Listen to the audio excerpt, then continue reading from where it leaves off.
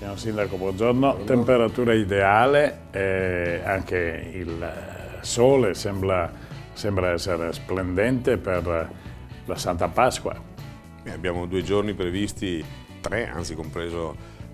il sabato, buoni per questa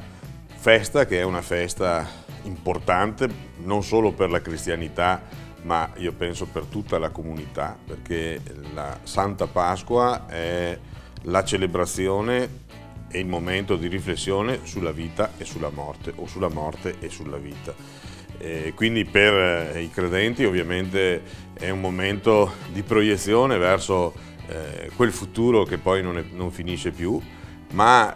penso che valga per tutti, perché pensare, avere un momento di riflessione su una morte, e nel caso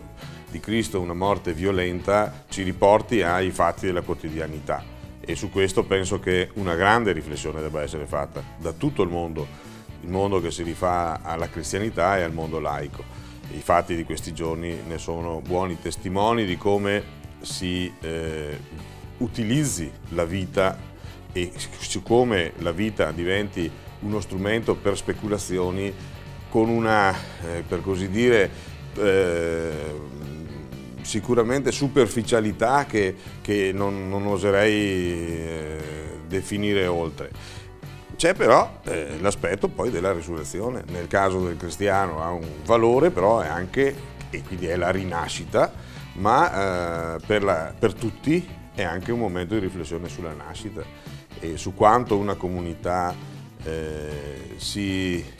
spende per la nascita, per agevolare la nascita, per accogliere una vita che arriva e per accompagnarla. Quindi la sintesi di questi 3 giorni è la vita dell'uomo. Io penso che tutti noi faremo bene a fare questo momento di riflessione, un momento in cui siamo molto distratti, perché considerazioni che si fanno molto spesso riguardano questo nostro non riuscire più a fare comunità. Perché abbiamo la frenesia dei nostri impegni, l'agenda che è un'agenda che purtroppo è particolarmente intensa, ma poi c'è anche un altro amico nemico che è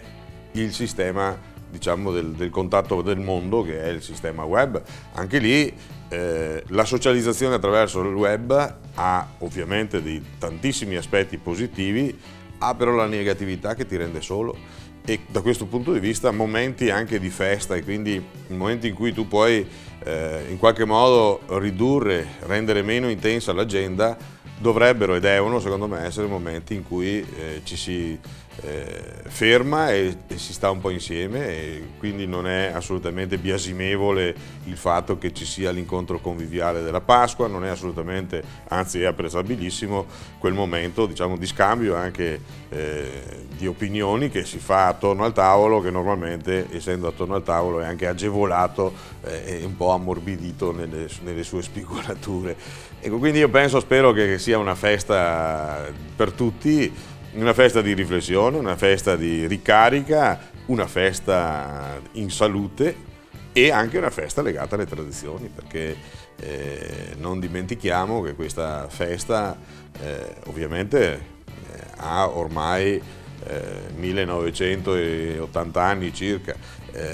però è anche una festa che, per quello che si porta dietro, che non sono solo i riti, ma sono anche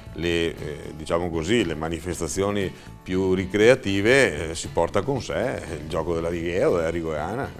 riscoperto negli ultimi anni, è un modo per farci ancora di più legare alle nostre radici. Allora, salvaguardato il momento dei valori, dei nostri valori, delle nostre tradizioni, la tavola naturalmente, e la sfida quest'anno con la righea? La sfida quest'anno con la righea ci sarà lunedì, ormai i sindaci del territorio dove vengono fatte queste righee, che ricordo furono così rilanciate dall'associazione vittoriese di Ceneda, oggi mettono insieme realtà come Conegliano, Vittorio Veneto, San Vendemiano, Colle Umberto, e non so se si sia aggiunto qualcun altro in questa occasione, e c'è questa sfida di sindaci ovviamente alla all'organizzazione ho chiesto una particolare attenzione sulle uova, perché devono essere uova uguali per tutti, perché altrimenti il rischio che sia una sfida un po', come si suol dire, taroccata. Io mi sono molto allenato durante l'anno, quindi penso che insomma dovremmo avere buone possibilità. E allora vinca il migliore. Signor Sindaco, auguri a lei, auguri alla sua famiglia, auguri a tutti. A tutta la città e ai cittadini coneglianesi e non.